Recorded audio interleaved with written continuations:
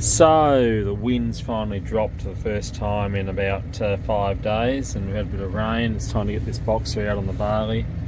I think we'll get it out just before dark. Better try and get it done. There's a bit of breeze, but it's finally within reason. So definitely time to do it, and there's more rain coming. And yeah, let's get into it, eh?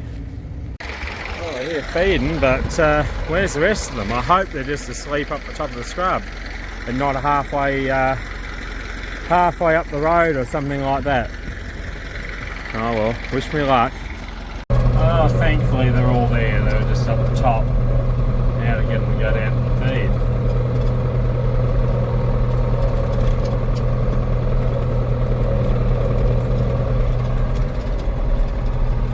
That wheat's going nicely.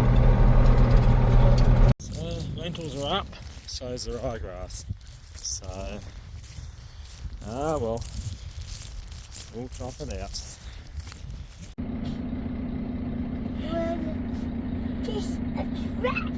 It is a tractor. Do you like this truck? You didn't like the other truck, but you like this truck.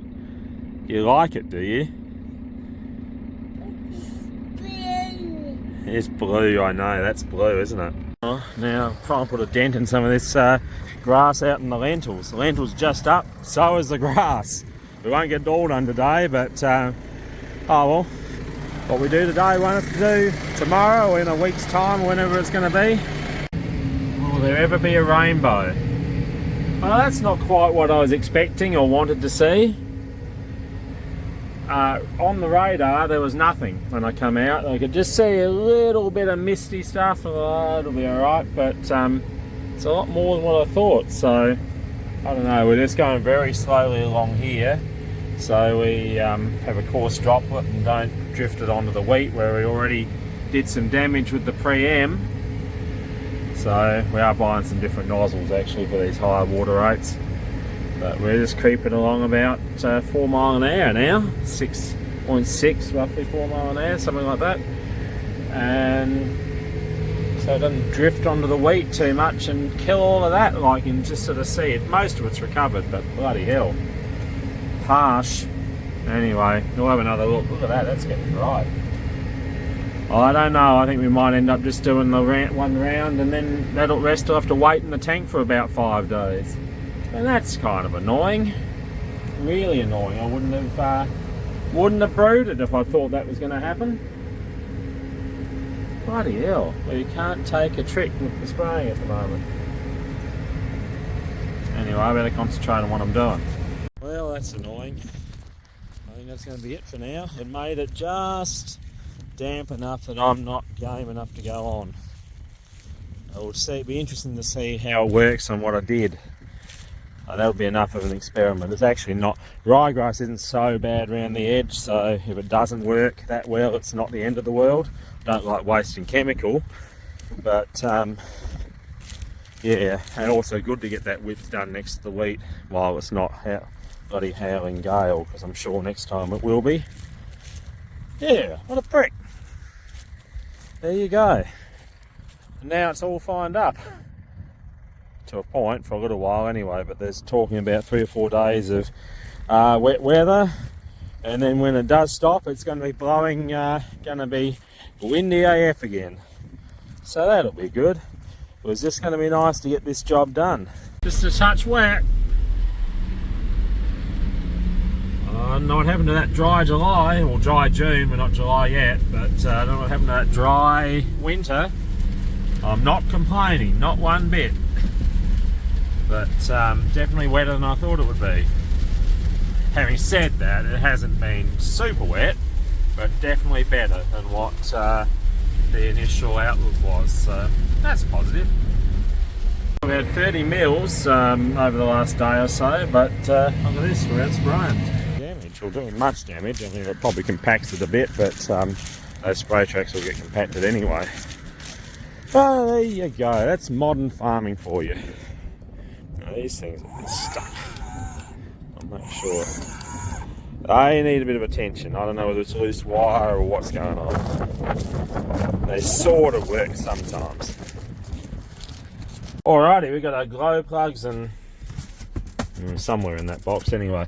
And new fan blades. We'll see, off with you. We'll see how this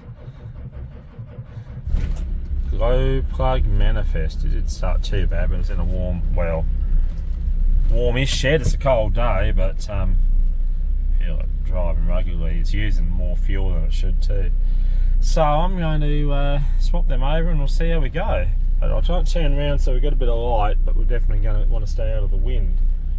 So there's that. Oh, that's way more gooder, way betterer. So, we've got to stop first. We've got the glow plugs in there.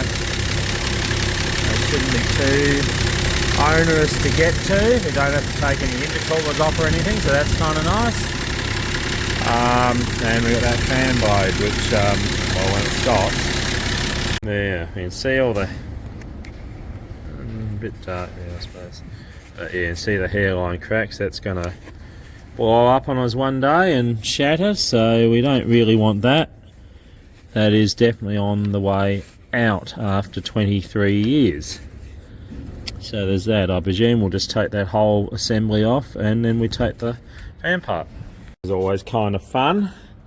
You gotta get a little wrench down in here and undo it. Open-ended, I think. There's more room in this one than the old Land Cruiser we used to have before this vehicle, way back when. But still, anything Japanese, they seem to assume you're going to have tiny hands, of which I do not. Well.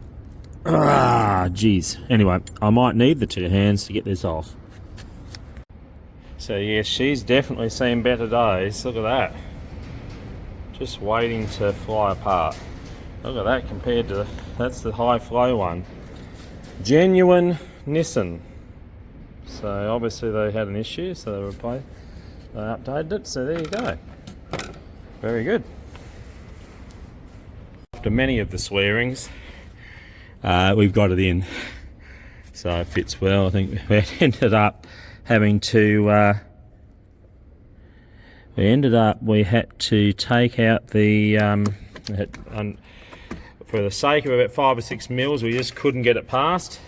Then we got it caught in the bloody groove of the little pulley there.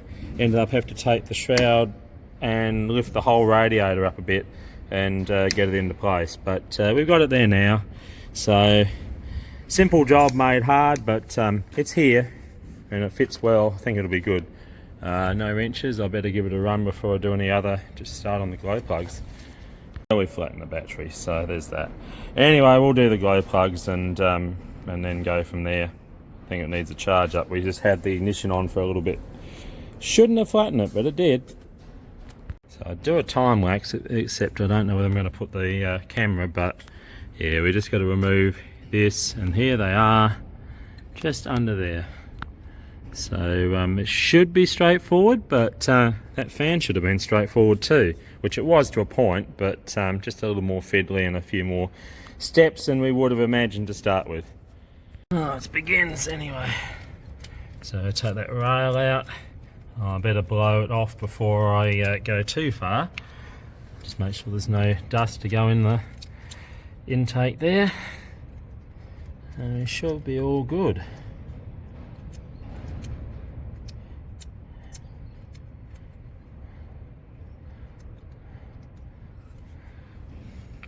And I think we'll just take one out at a time, do it one at a time, and put a new one in so we don't leave it exposed as little as possible. Alrighty.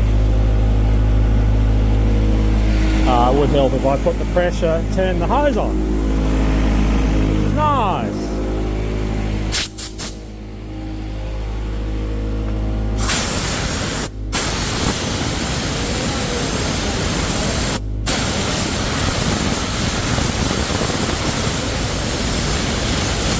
Yeah, how about that?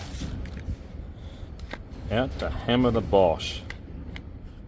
Look at that glow. Such brightness. Such glow. This side of it's pretty much smoother. That's the old ones. And there's our new ones were just dropping in, so they seem to be fitting alright so far. It's a positive, you know. Anyway, one more to go and they'll all be in, but they're not tied, of course. We'll put you down on the plastic there. That's what the new ones are like. Glow plugs. Well, I got to get going. We got to go out. They're all just done up loose. I've got to research what torque settings required for them, because there is a torque setting. You'd easy go overdo it. So, no, we've actually got on okay after our little fan issue, but no, good work. Buttoned up and tied down and everything, so I guess we'll see what happens now. I need a key. What is it? 145,933. Let's have a listen. Well, certainly starts better.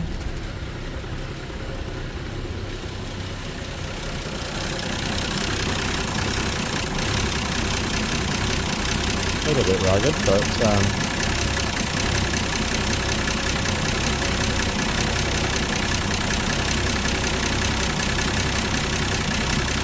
wet today, so another lot of feed for the sheep. Oh, 6,700. What a gorgeous old girl, or boy, depending how you look at it. Righto, you hungry bastards. Let's get this out. Whew. Nice. Chemical is working, that is definitely dying. We're gradually going to chip away at this ryegrass out here. Hell, it was bad last year, we've got to get it under control. Fella, what do you think? Well, you got grain, a couple of rolls of hay, bit of green pick. That'll do you for a couple of days at least, 2 or 3 days. Nice. We've got a chance to have a bit of a look in this barley's going. Still smell the boxer. That'll set it back a little bit. But hopefully set the weeds back too. Kind of good. Yeah, may have. Anyway, we'll do that, and we might have a little of this other canola too. Pure wind. Good job on the edge here anyway. Just growing, and it probably wants urea soon. Again. When? Some of these big ryegrass, it stunted it though, so that's good. Definitely stunted it, but it's not good going forward to have that get away.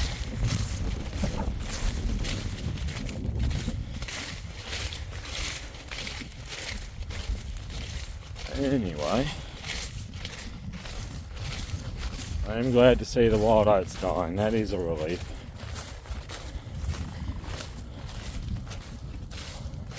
Very much a relief. What a sight is this? Now, that's modern farming, isn't it? Time to walk over the whole paddock, but it's definitely growing. The wheat is. Soon be time for a spray. Not too much grass, which is nice. Which I wouldn't have expected it to be too much. Probably need a bit of urea as well. What's the weak spot?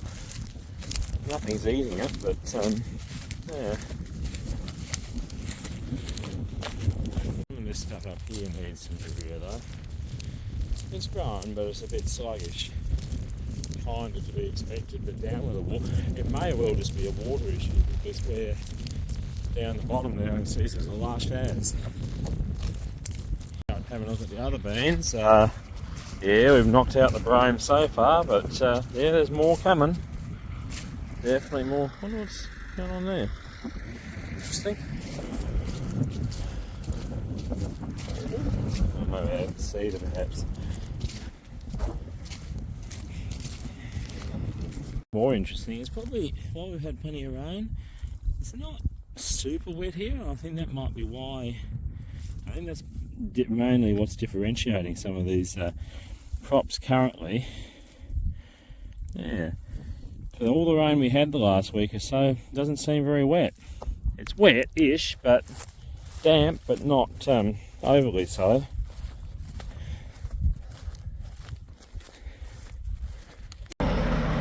Right, so here's so I'll bring them around here, hopefully put them on. If we can get organised. We're off on our excursion, fellas.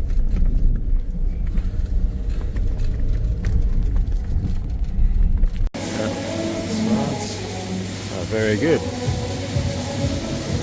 All happening.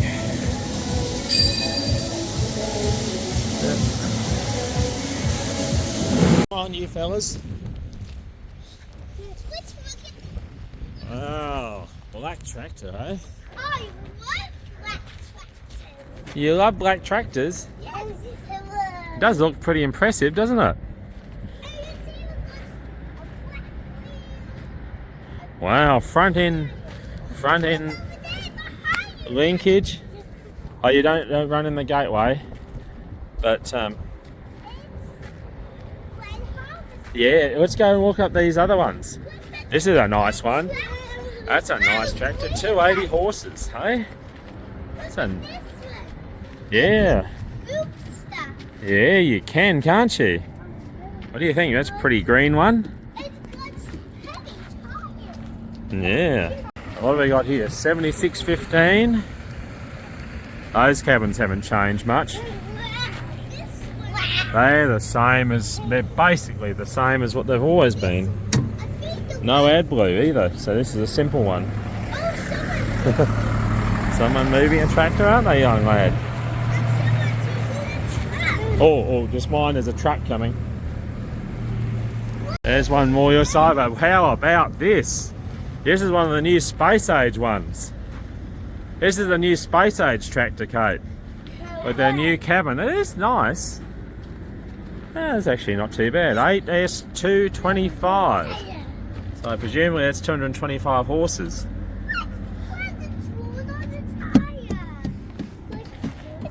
Oh yes, that's right. I bet they're not a cheap machine, but they're fascinating. They're pretty stylish, I guess. Wow. Yeah, what do you think of the tractor? Red one, hey? I just want to have a look up at it. That looks pretty impressive. Yeah. I mean, I don't know about the pedals, they're a bit rugged, but definitely some different ideas in it anyway. Definitely some different ideas for Dangshaw. And that is, yes, Kate? Dada, look! Someone's driving the same. Oh, it's got tracks and tires. It's got tracks, that's right. It does have tracks. 710, 70, 42. That's a pretty high tyre for a 200 horse tractor. Well, we might one day, but that is a solid drawbar. Good lord. Ah, fascinating. Interesting tractor from the rear. And is this a Vario? Looks like that. Looks like a Fendt back end on it. So That's a water.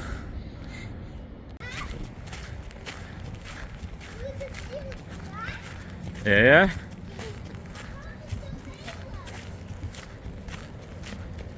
Certainly. Class Arion. This is a harvester. So it is the class. Yes, it's the class baler. What do you think of that tractor, Kate? Whoa, it's a Kelly. It's a Kelly harvester. Ah, there's that tire flip again. Your tyre, friend. It's gonna be this. It's very big. Yeah, that's a very well observed comment. Oh, that's a bit fancy, isn't it? 5,000 Xerion. Blimey, what a machine. That is a big drawbar. What are they, Kate? They're not moving. Yeah, but what are they? Harvester track tyres, did you say? Wheels.